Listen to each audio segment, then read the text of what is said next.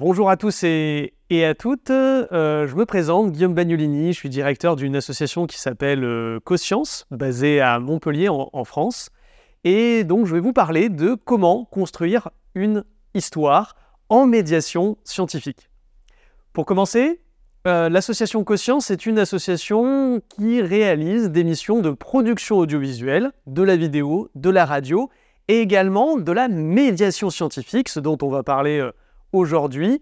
Et quand on parle de médiation scientifique, je vais revenir dessus, c'est vraiment de l'animation scolaire, de l'animation grand public, de la conception de jeux de société, voire même de bandes dessinées, avec un objectif de transmission de la connaissance scientifique, technique et industrielle. On peut se poser la question, pourquoi finalement construire une histoire en médiation scientifique ? La première raison, c'est que ça capte l'attention de votre public. Raconter une bonne histoire, et je pense que tout le monde en a fait l'expérience, c'est capter l'attention. Donc si jamais on vous raconte une bonne blague, la manière de la raconter et le contenu à l'intérieur sont extrêmement importants pour capter l'attention. Il y a des gens qui racontent très bien des blagues et il y a des gens qui ne racontent pas très bien des blagues. Donc, dans un sens de communication et de médiation scientifique, pour transmettre des connaissances scientifiques, et bien finalement, il va falloir capter l'attention de votre public, faire que votre public se dise « Ah bah tiens, ça c'est intéressant, j'ai envie de l'écouter, j'ai envie de lire son histoire ». D'où le fait d'apprendre des astuces, des petits tips pour essayer tout simplement de raconter une bonne histoire. Ça c'est un premier point. Le second point, c'est que s'essayer, tenter, s'entraîner à construire une histoire en médiation scientifique, c'est forcément essayer de simplifier le propos, de travailler sur les termes techniques pour les rendre le plus intelligibles possible. Finalement, la médiation scientifique, c'est avant tout une traduction d'un contenu scientifique, technique, pointu, en un contenu qui est toujours scientifique, mais pour le coup, qui est beaucoup plus clair et intelligible pour un public néophyte sur le domaine. Donc c'est pour cela que pour ces deux raisons, une raison de capter l'attention et une raison de faciliter la transmission de connaissances scientifiques, techniques et industrielles, eh ben on va ensemble essayer de comprendre comment on raconte et comment on construit une histoire en médiation scientifique. Tout d'abord, suivant le type de public, on va être sur une échelle. Vous le voyez sur cette diapositive. L'échelle, elle est très simple. On va être à la fois sur de la rigueur et du contenu et à la fois sur de la fantaisie et de l'histoire. Quand on fait de la médiation et quand on construit et on rédige et on écrit une histoire en médiation scientifique, on va être entre ces deux pôles. Alors pourquoi entre ces deux pôles ? Parce que si vous êtes que sur de la rigueur scientifique et du contenu, vous n'allez pas appliquer justement de la médiation scientifique. Vous allez rester dans votre discours de chercheur, de chercheuse, et le problème de faire ça, c'est tout simplement qu'on ne va pas capter l'attention du public et on ne va pas faciliter la transmission de connaissances.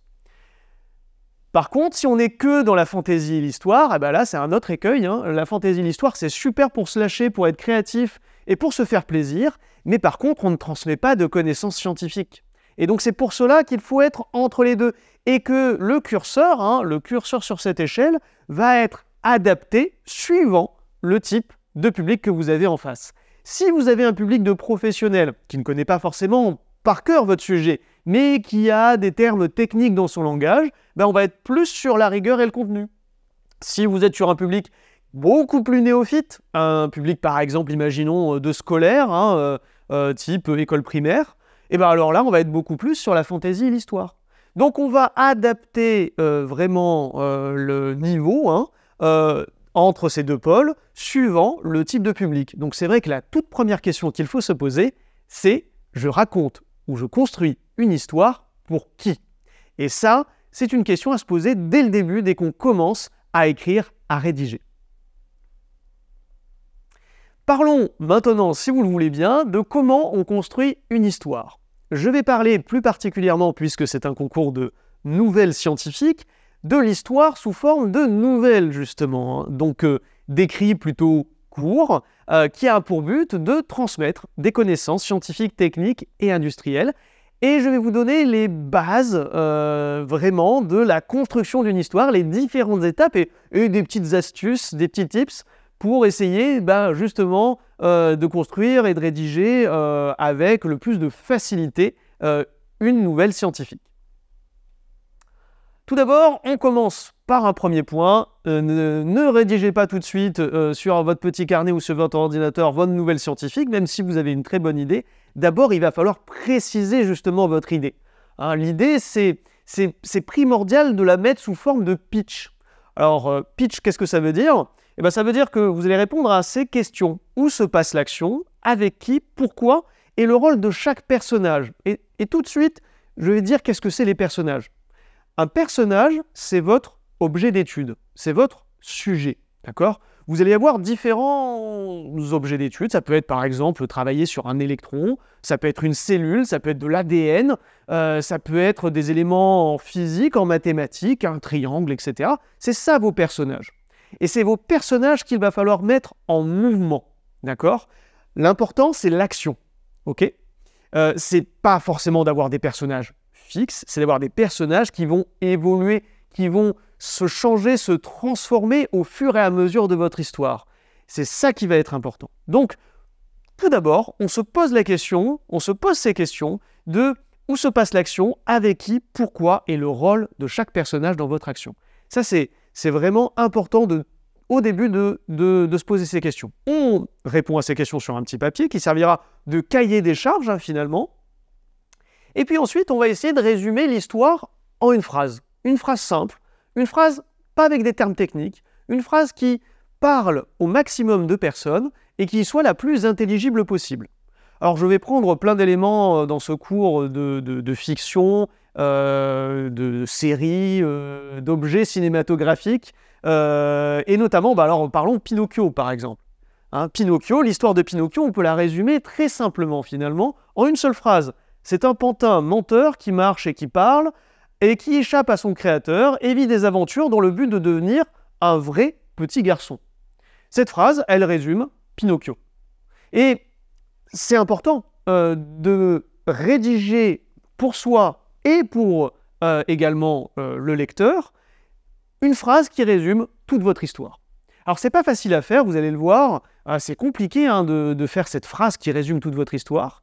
Mais c'est important d'essayer de le faire parce que ça va vous permettre de vous donner un sens, une direction. Et cette direction, ça va être toujours à respecter. Une direction, c'est comme un chemin dans une randonnée. Il faut respecter, il faut suivre le sentier, sinon on se perd. Et bien là, c'est exactement pareil. Vous allez suivre le sentier, suivre le chemin, et ça sera votre phrase qui va résumer votre histoire. Ce qui va être extrêmement important aussi, c'est de voir le déroulé de votre histoire. Hein, bien sûr, de manière très globale, mais de voir vraiment ce déroulé-là.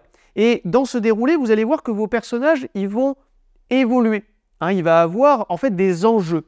Ce qui est rigolo dans le terme enjeu d'ailleurs, c'est que ce qui est en jeu, en deux termes, en jeu, comme le jeu, le côté ludique, et il y a le enjeu. Mais c'est vraiment ça, finalement, quand vous regardez par exemple un Disney, comme les Trois Petits Cochons. Les Trois Petits Cochons, bon, ils rigolent, tout va bien, ils sont contents dans leur petite maison, et puis il y a le loup qui arrive. Et le loup, il va aller embêter les Trois Petits Cochons parce qu'il veut les manger. Et finalement, vous allez voir tout un déroulé avec donc les maisons de chaque petit cochon qui vont être soufflées, etc., etc. Ça, c'est très intéressant parce qu'on voit une évolution des personnages. Les personnages évoluent au fur et à mesure de mon histoire, essayent de trouver une solution à un problème. Il y a de l'enjeu. Et ça, c'est important, c'est qu'il faut qu'il y ait de l'enjeu. En médiation scientifique, c'est compliqué parce que vous connaissez l'enjeu. Car vous êtes dans votre domaine, vous êtes expert de votre sujet, et donc vous connaissez les enjeux de votre domaine. Mais le public ne le connaît pas forcément. Et donc c'est pour ça qu'il va falloir expliciter dès le début les enjeux. Pourquoi c'est important? Finalement, pourquoi on a envie de suivre ces personnages, de suivre leur évolution? S'il n'y a rien, s'il ne se passe rien, s'il n'y a pas de mouvement, et le mouvement il se crée comment? Par l'enjeu, et finalement on n'a pas envie d'écouter votre histoire, on n'a pas envie de la lire. Donc c'est pour ça que dès le début, il va falloir poser quels sont les enjeux de l'histoire. Donc répondre aux questions où se passe l'action, etc. Essayer de résumer l'histoire en une seule phrase et essayer de bien avoir en tête les enjeux de votre histoire. Et bien entendu, mais ça c'est quelque chose que vous savez très bien faire dans la recherche de manière générale, c'est vérifier bien sûr le contenu. On fait de la médiation scientifique, on transmet des connaissances scientifiques, techniques. Donc c'est pour cela qu'il va falloir vraiment vérifier les sources. Et c'est pour ça que bien sûr, mais je pense que je ne vous apprends rien pour le coup, vous avez différents niveaux de preuves, avec des preuves qui sont beaucoup moins importantes comme l'idée et les opinions, et des preuves beaucoup plus importantes en termes de robustesse, typiquement les méta-analyses, les revues de synthèse, sur lesquelles on va prioritairement se baser.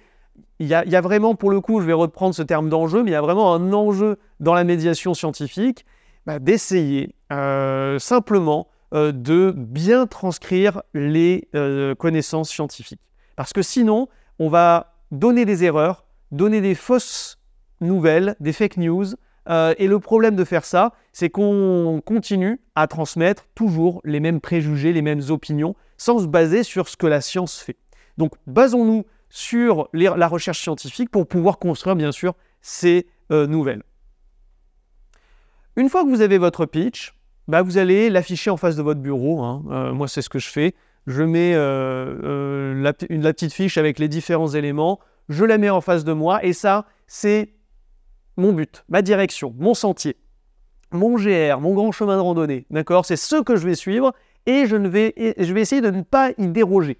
Okay ? Ou si j'y déroge, c'est que je reprends mon pitch pour faire autre chose. D'accord ? Mais si vous continuez la même histoire, continuez le même cahier des charges.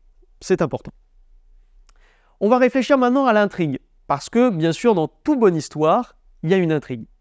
Je pense que si vous regardez un film, si vous lisez un bon roman, si vous regardez une série, ce qui vous interpelle et ce qui vous maintient éveillé durant tout le processus le littéraire ou cinématographique, c'est tout simplement l'intrigue, c'est les rebondissements, c'est l'histoire.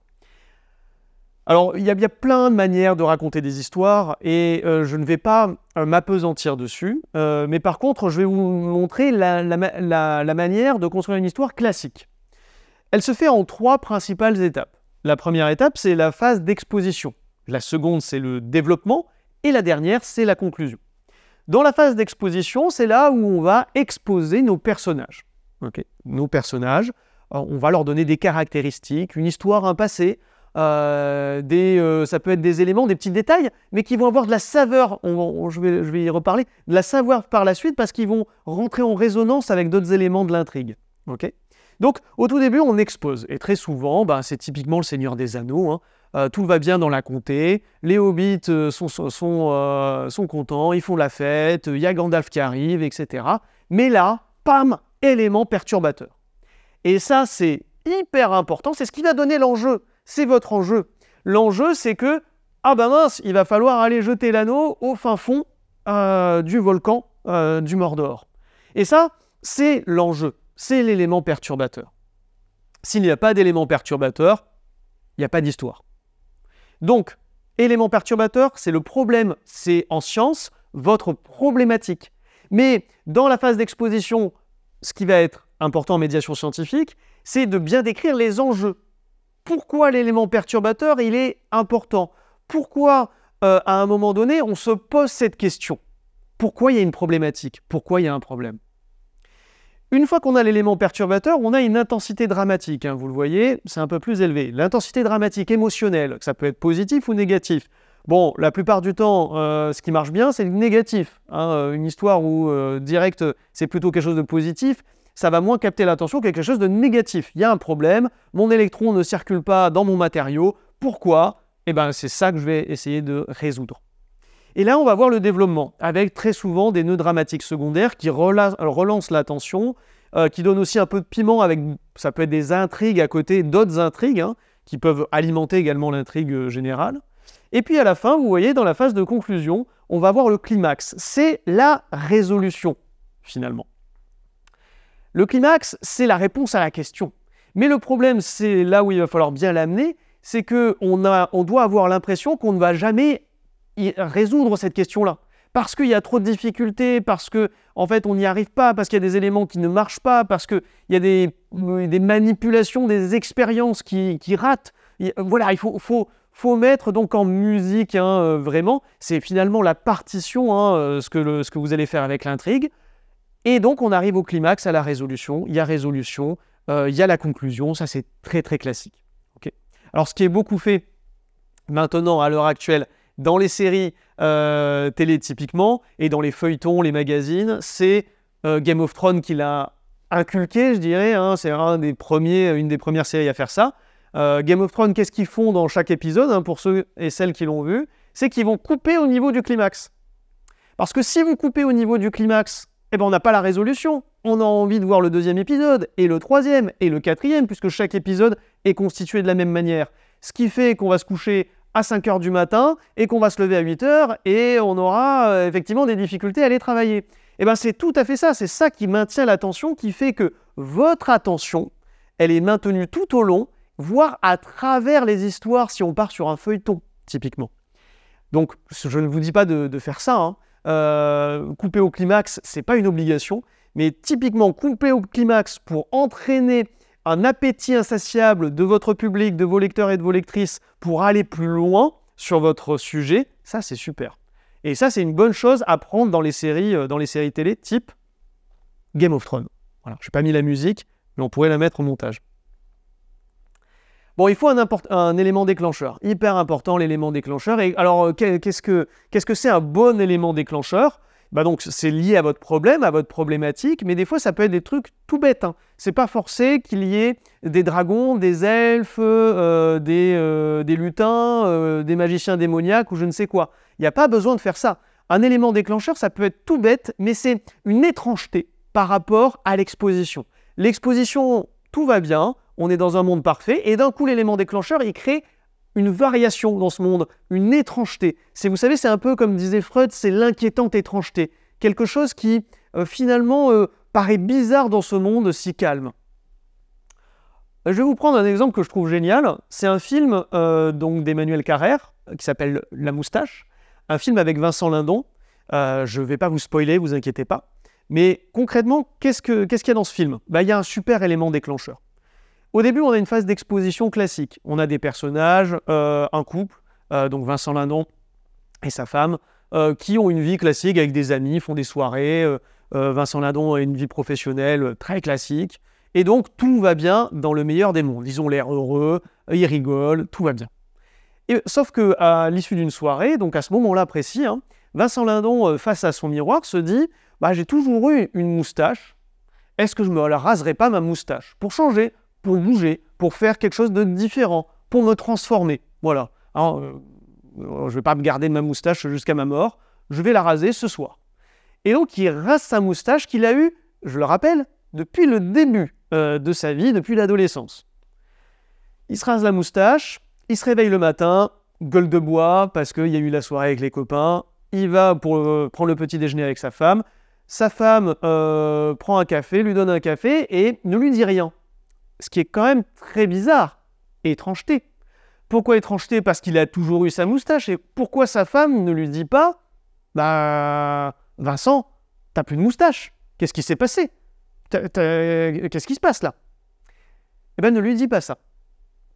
Et donc, Vincent Lindon se pose des questions. Enfin, le personnage de Vincent Lindon se pose des questions. Et il commence à dire « Mais pourquoi tu te fous de ma gueule en fait? Pourquoi tu fais ça ?» etc., etc. Et en fait, tous ses amis proches, sa vie professionnelle lui disent « Mais t'as jamais eu de moustache. Tu n'as jamais eu de moustache. » Et ça, c'est là où il y a de l'enjeu, c'est là où il y a un bon élément déclencheur. Vous voyez, avec quelque chose de très simple, juste une étrangeté, quelque chose qui change, qui varie par rapport à la phase d'exposition. Et c'est ça qu'il faut essayer de retranscrire dans des sujets de science, c'est d'essayer de montrer que tout va bien, mais qu'on a une étrangeté, on a quelque chose de bizarre, on a quelque chose qui est une anomalie et qui nous entraîne donc à un questionnement parce qu'il y a de l'enjeu.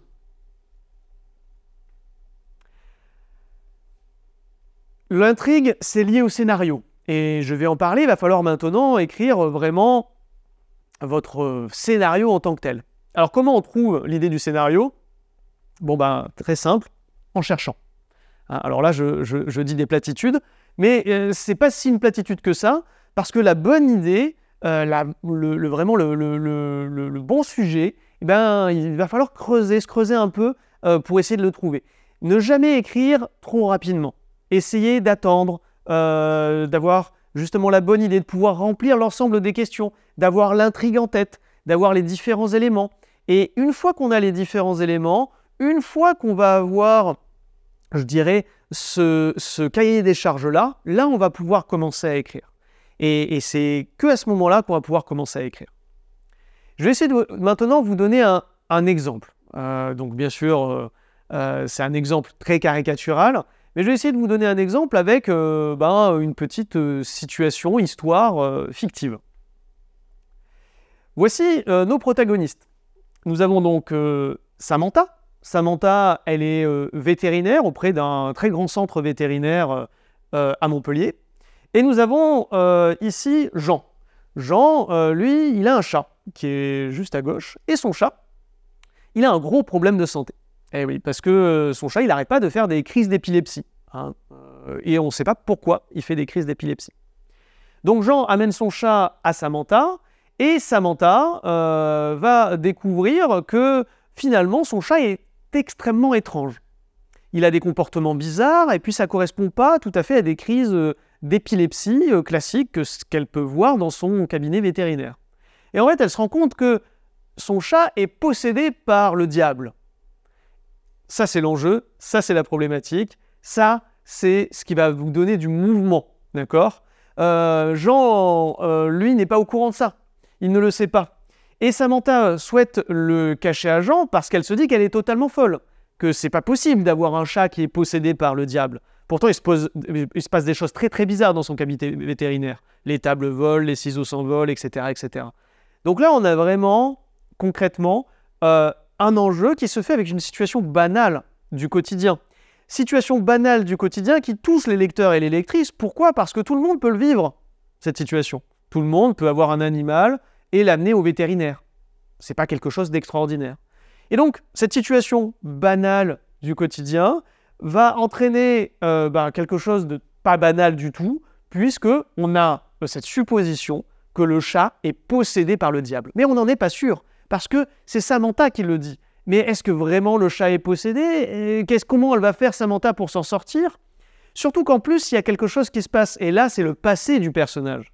Et il faut que les personnages ne soient pas creux, il faut qu'ils aient un passé. Et on peut très bien inventer un passé, comme quoi, par exemple, Samantha, quand elle était jeune, et c'est pour ça qu'elle est devenue vétérinaire, avait un petit copain qui avait un hamster, et ce hamster a tué son petit copain.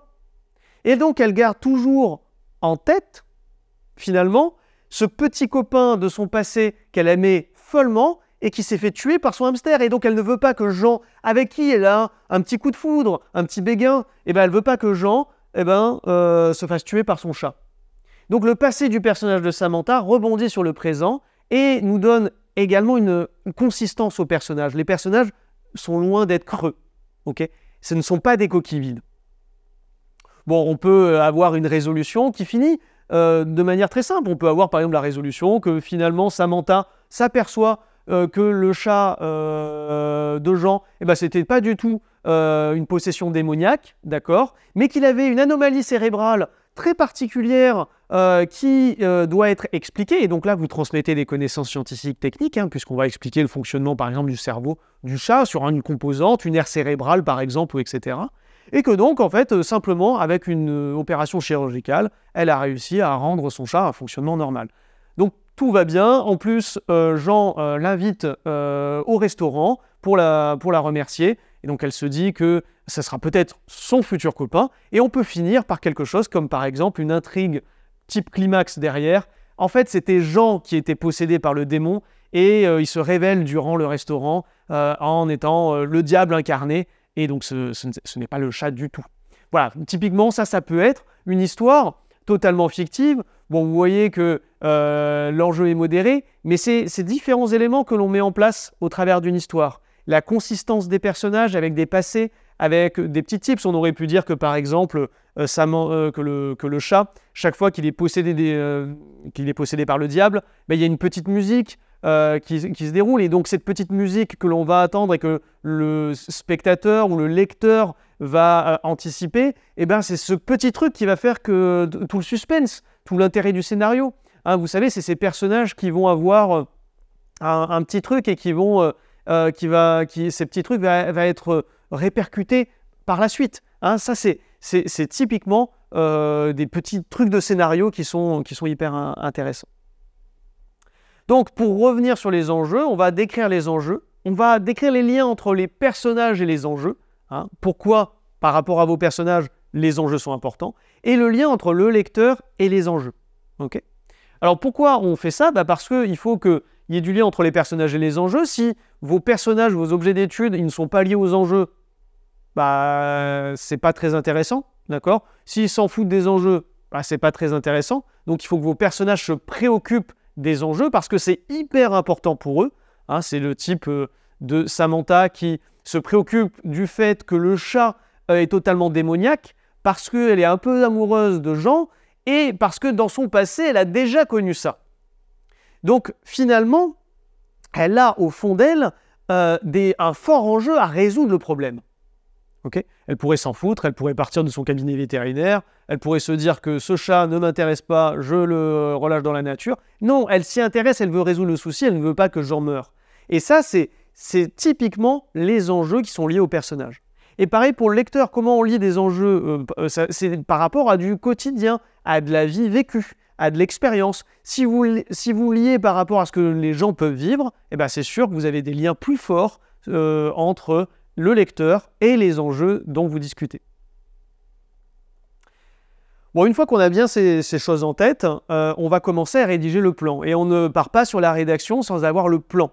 Moi, je conseille toujours, et c'est quelque chose d'assez connu parmi les écrivains, de créer une espèce de petit tableau de ce type-là. Alors, vous pouvez rajouter des variables, il n'y a pas besoin d'avoir que ces variables-là. Mais typiquement, les variables un peu classiques et celles de base, ça va être le numéro ou titre du chapitre, hein, quand vous avez plusieurs chapitres. Ça va être les personnages principaux. Hein. Ça va être les lieux où ça se situe. Okay. Les actions, qu'est-ce qui se passe, et l'évolution des personnages. Ça, c'est les variables de base qui vous permettent d'écrire une bonne histoire. Si je prends un exemple, là je suis au chapitre 1, mes personnages principaux c'est Gandulf et Bootman, d'accord, toute ressemblance avec des personnages, bien sûr, est totalement fictive. Les lieux, ça va être l'opéra sur la comédie et Génopolis. Les actions, ça peut être Gandulf qui découvre son lien de parenté avec Bootman.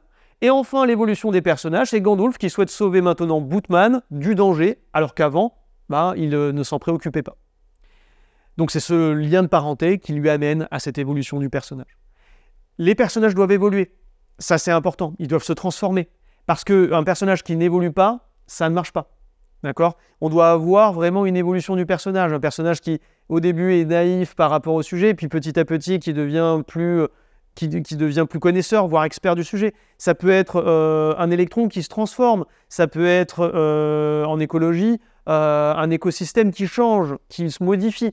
C'est ça les personnages. Les personnages, c'est pas forcément, encore une fois, des orques, des elfes. Ça peut être vraiment des choses du quotidien, quelque chose de très concret, voire des éléments scientifiques, des concepts, des idées scientifiques. Après, une fois qu'on a le plan, une fois qu'on a le plan bien écrit, là, on va pouvoir, en suivant le plan, passer dans la phase d'écriture. La phase d'écriture, je vais vous donner quelques astuces. Tout le monde le fait de manière différente et je dois dire que chacun son style, chacun sa manière d'écrire, chacun ses facilités. Donc, il n'y a pas de bonne recette de manière idéale avec un truc où c'est simple d'écrire. Il y a toujours l'angoisse de la page blanche et c'est normal de l'avoir. Il y a toujours ces difficultés des fois à se mettre, je dirais, en branle. Hein. Et puis, une fois qu'on est dedans, après, ça va plus vite. Par contre, en médiation scientifique, il y a des petites astuces quand même à avoir et à garder en tête quand on écrit. Déjà, il faut choisir le mot juste. Ça, c'est important quand on écrit un roman. Mais c'est hyper important aussi quand on fait de la médiation scientifique. Parce que typiquement, on va avoir comme je disais, des termes compliqués, des termes techniques qui ne sont pas faciles. Hein. Et ces termes techniques et ces termes compliqués, ça peut être par exemple le terme basalte. Pour vous, ce n'est pas compliqué. Parce que c'est un terme que vous utilisez dans votre quotidien de géologue. Mais pour des personnes, ça peut être compliqué. Alors, qu'est-ce qu'on va faire? On va essayer de faire la technique de l'entonnoir. La technique de l'entonnoir, c'est de remonter dans l'entonnoir. Vous voyez, on était au bout de l'entonnoir, on va remonter pour être quelque chose de plus généraliste, qui parle au maximum de personnes. On peut imaginer, par exemple, c'est une roche volcanique noire. Okay, quelque chose qui soit le plus généraliste possible. On pourrait encore remonter. Mais vous voyez, c'est de partir du terme technique et d'essayer de remonter vers quelque chose de plus simple et de plus explicatif du terme technique. Il faut expliciter votre terme technique pour que dans votre écriture de nouvelles, finalement, on ait le minimum de termes techniques ou que quand vous avez des termes techniques, forcément, vous allez les expliquer. Ça, c'est un premier point. Le deuxième point, c'est ce que je disais, les enjeux doivent être liés au lecteur ou à la lectrice. Donc c'est pour ça qu'il va falloir trouver un lien avec le quotidien. Si on parle d'ondes, typiquement, hein, on peut par exemple faire un lien avec le téléphone, nos smartphones. Si on parle de physique ou de chimie, on peut parler d'exemples culinaires. Si on parle, alors là, très concret, d'écologie, avec la perte des amphibiens, des grenouilles, on peut parler de la problématique des moustiques et que les grenouilles, c'est vachement bien quand même pour lutter contre les moustiques. À chaque fois, on interroge des éléments du quotidien. Et ces éléments du quotidien vont permettre d'avoir des enjeux pour le lecteur ou la lectrice. Et ces enjeux vont permettre de capter l'attention, de vouloir avoir le fin mot de l'histoire. Des phrases courtes. En France, malheureusement, on a toujours trop tendance à avoir des phrases extrêmement longues et se dire que c'est bien et littéraire d'avoir des phrases extrêmement longues. Ça, c'est quelque chose qui est vraiment un problème, un grand biais de l'écriture des Français et des Françaises. Je conseille toujours, en médiation scientifique, de faire des phrases courtes. Stephen King, il disait quelque chose de très juste. La route de l'enfer est pavée d'adverbes. Et je vais vous donner un petit exemple. Exemple qui est tiré du très bon site que je vous conseille de Julien Hirt, qui est plus sur le côté romancier, nouvelle, etc., mais qui est super dès qu'on commence à écrire. Et lui, il donne cet exemple-là. Il dit typiquement, on peut avoir cette phrase-là. Avant de traverser complètement la ruelle étroite, il regarda prudemment à gauche et à droite, puis il courut très rapidement de l'autre côté. Cette phrase, elle est longue. Et en plus, elle a été allongée, mais inutilement, par des adverbes. Hein, vous voyez le complètement, prudemment, rapidement. Bon, s'il court de l'autre côté, s'il court, c'est quand même plutôt rapidement. C'est rare de courir lentement. S'il regarde prudemment à gauche et à droite, est-ce que c'est vraiment utile d'avoir le prudemment? Est-ce que ça apporte quelque chose à votre histoire ou pas? Avant de traverser complètement, bah oui, on traverse une rue ou on ne la traverse pas. D'accord? Donc, ça ne sert pas à grand-chose, ces adverbes. Ils sont juste là pour allonger la phrase, pour la complexifier, et en médiation scientifique, on préfère simplifier. Donc, on va plutôt avoir une phrase comme ça. Avant de traverser la ruelle étroite, il regarda à gauche et à droite, puis il courut de l'autre côté. Vous voyez, là, c'est beaucoup plus incisif. Ça va aller plus directement sur ce que vous voulez dire. On peut même aller sur quelque chose d'encore plus précis et concis. Avant de franchir la ruelle, il la scruta, puis fonça. Et là, vous voyez, avec cette dernière phrase, que ça peut être beaucoup plus, mais vraiment beaucoup plus concis. On part d'une phrase longue à une phrase qui fait quelques mots. Et c'est ça qu'il faut essayer vraiment de travailler, c'est d'essayer de travailler sur vos phrases pour qu'elles soient les plus courtes possibles. Okay. Alors pour cela, on peut faire des synonymes, on peut virer les adverbes, on peut aussi, s'ils ne sont pas utiles, je ne dis pas qu'il n'y a pas des adverbes utiles, mais s'ils ne sont pas utiles, on les vire. Et l'autre point qui est important, c'est que essayez de varier les mots, la sémantique. Trouver d'autres mots. Alors ça ne veut pas dire à chaque fois de trouver d'autres mots pour n'importe quoi, mais c'est de trouver des mots qui sont justes, c'est-à-dire des mots qui, sémantiquement, sont bien adaptés par rapport au contexte et à la situation. Ça, c'est hyper important en médiation scientifique, mais de manière générale.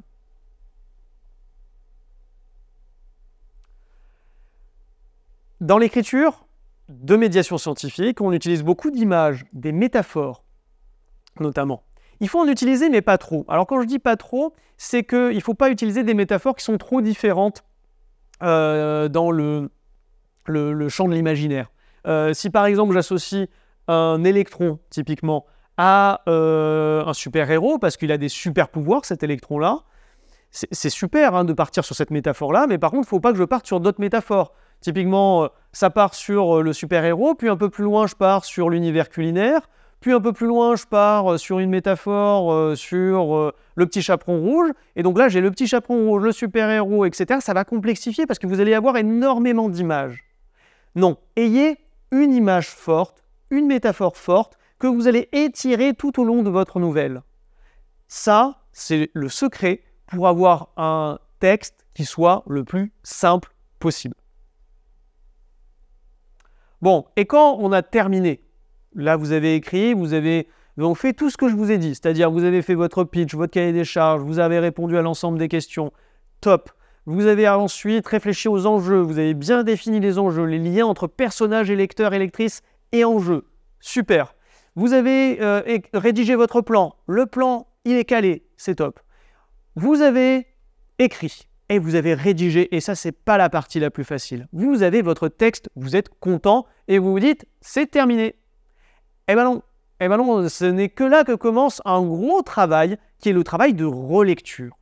Et ce travail-là, comme Samantha le dit, on relit, on relit, on relit et on relit encore, et il y a plusieurs phases de relecture. Déjà, première checklist, c'est un principe très connu dans l'univers littéraire, c'est le principe de Tchekhov, le fusil de Tchekhov. Tchekhov, c'est un auteur dramaturge russe qui a conceptualisé en fait ce principe, qui dit en ces termes, je vais le dire avec mes termes, hein, mais c'est que si jamais vous avez dans une scène d'introduction un fusil qui apparaît au-dessus de la cheminée, ce fusil doit être utilisé dans la suite de votre propos. Aucun détail scénaristique, aucun détail dans l'intrigue ne doit avoir de justification ultérieure. Si le personnage dit une phrase d'une platitude déconcertante, c'est parce que derrière ça a un sens dans la suite de votre propos.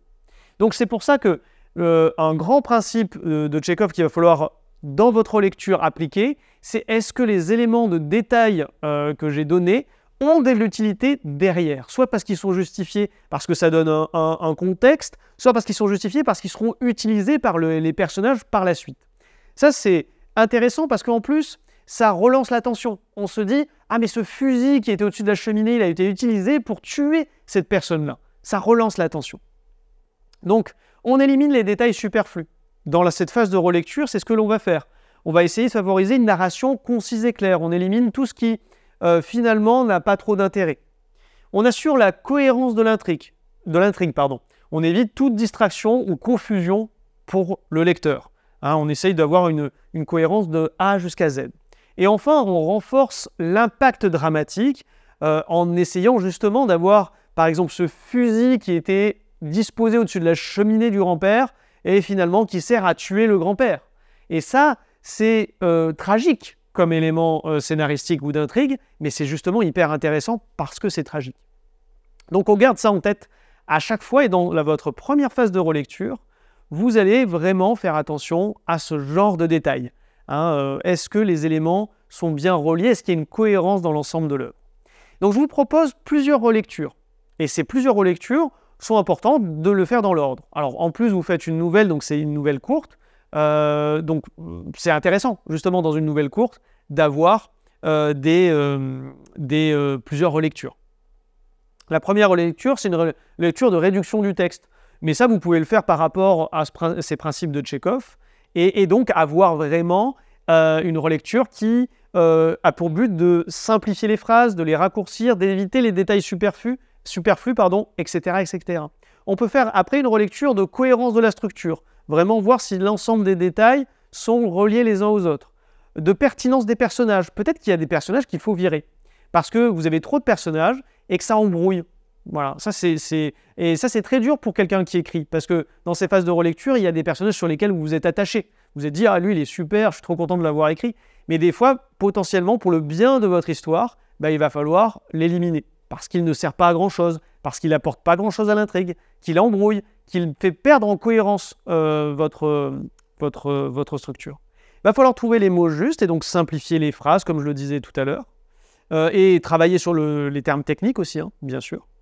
Et après, il y a une dernière relecture qui est plus je dirais, la relecture de coquilles, d'orthographe, de syntaxe, où là, vous allez vraiment, là, pour le coup, normalement, c'est une dernière relecture, je dirais, plus rapide, où c'est vraiment juste les petites coquilles. Et si vous pouvez, faites-la relire par une ou deux autres personnes. Ça vous permettra de justement éliminer ce genre de petites coquilles que l'on ne voit plus au bout d'un moment quand on est immergé dans de l'écriture.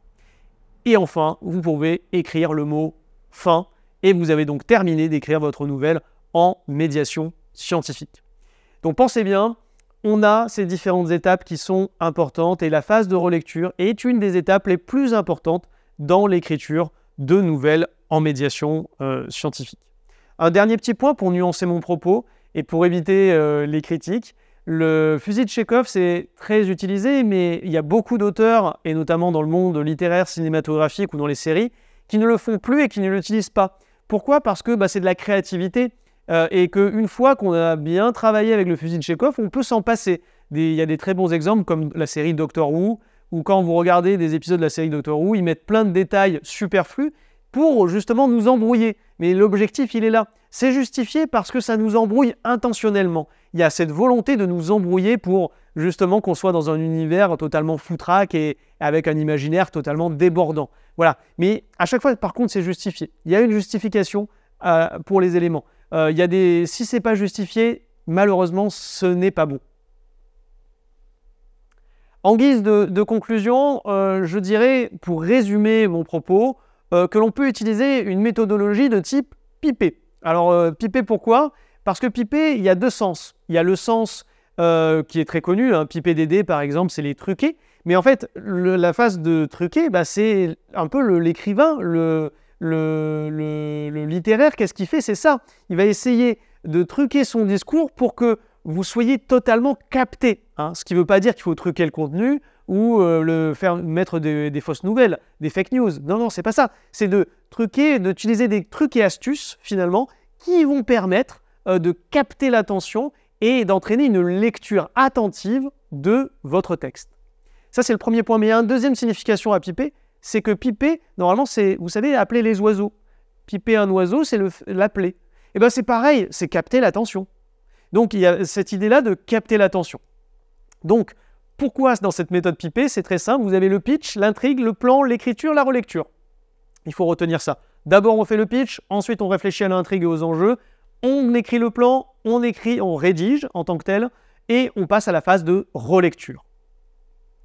Un dernier petit point pour conclure, n'oubliez pas de bien lire les consignes quand vous participez à des concours de nouvelles ou des écritures de romans, de vidéos, de radio ou peu importe. Il faut bien lire les consignes, ne commencez pas à écrire et puis après bien sûr vous mettez le mot fin et puis vous vous apercevez que la taille ne convient pas, que le style ne convient pas, etc., etc. Lisez avant tout les consignes, je ne l'ai pas dit au tout début, mais ça c'est bien sûr une évidence de bien lire les consignes. Et je terminerai juste par un dernier mot avant de vous laisser sur ce point. Une phrase de Christian Bobin que j'aime beaucoup, hein, un grand auteur et un grand écrivain. Il disait « J'écris seulement si quelque chose me coule du cœur jusqu'aux mains. » Et s'il y a bien un point qui est hyper important si vous participez à ce concours de nouvelles, c'est de vous faire plaisir. Que, en fait, ça vienne du cœur, que vous mettiez du cœur à l'ouvrage. Hein.